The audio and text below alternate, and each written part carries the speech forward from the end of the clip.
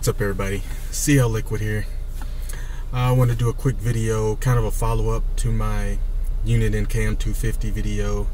I ran into a little issue a couple of days ago and I found the fix for it, and I thought maybe in case some of you bought this camera, or I guess this could affect any camera really, I'd tell you what I did to fix mine.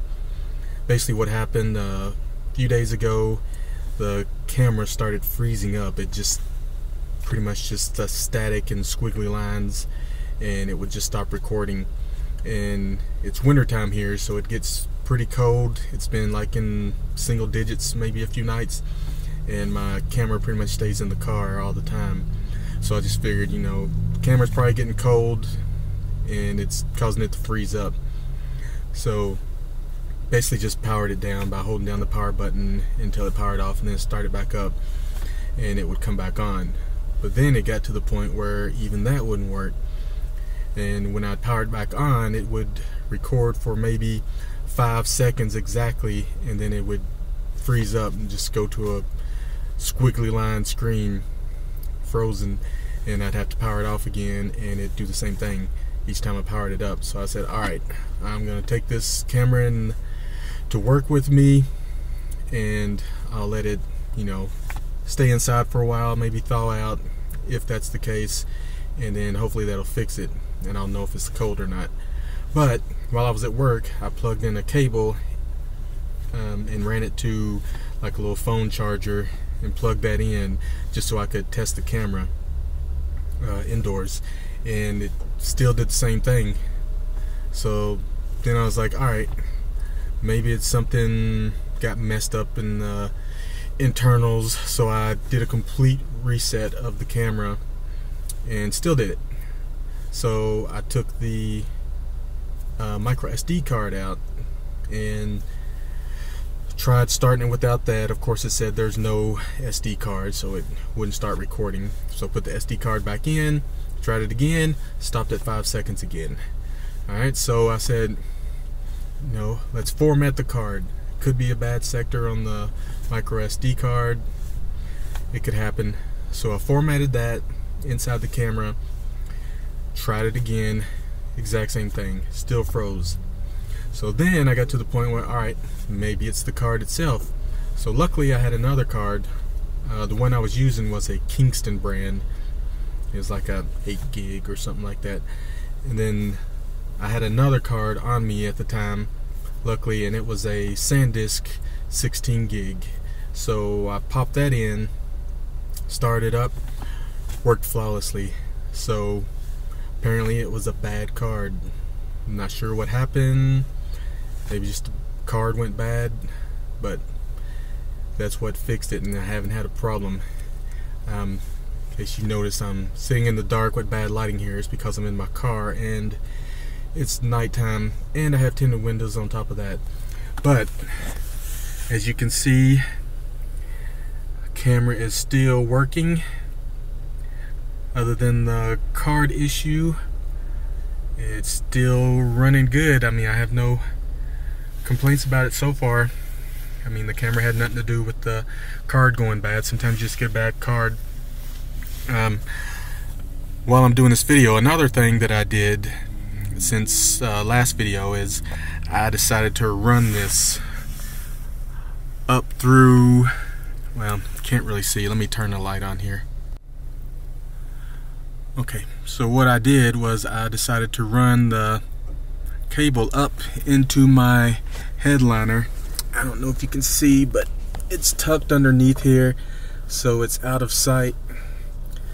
And other than this piece, I mean, obviously I can't really hide that. It is what it is, but the rest of it is hidden underneath the panel here. It's running in behind here, down the seam.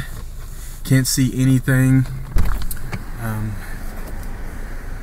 Down through the side here in the molding, and run underneath my panel here. So it's out of sight. I don't know if I can get a good look at this.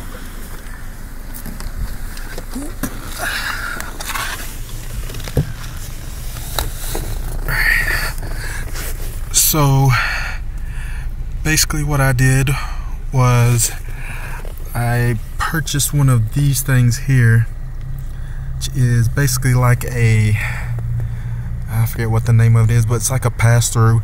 Basically you take out one of your fuses and you plug this in to that spot, and then it's got a place, I don't know if I can get a good shot of it or not, but it's got a place on the front where you can put the fuse back into this, and it's kind of like just a pass-through, I guess you would call it. So anyway, I got one of those on Amazon.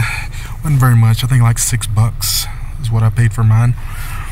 And then it just runs up underneath here and runs to this little cigarette lighter adapter that I bought.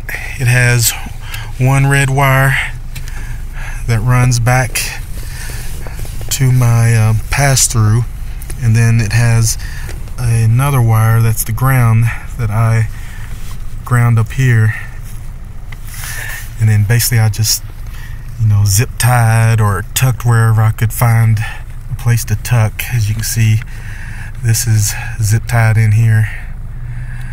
Sorry if the camera's not focusing too good, but I'm kind of laying on my back underneath the car dash here.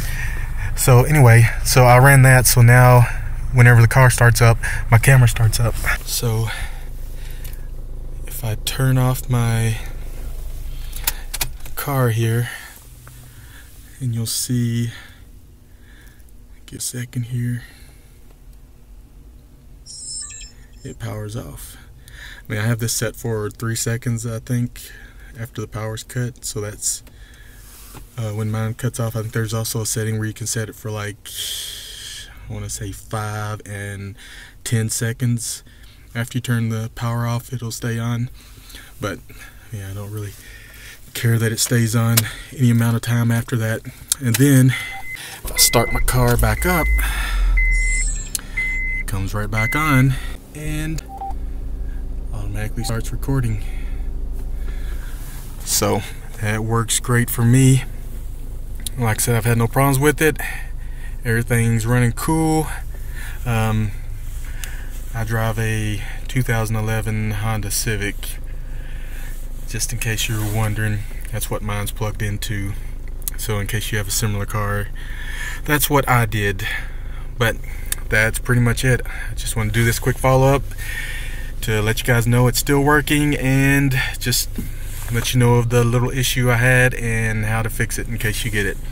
And I will talk to you later. Peace.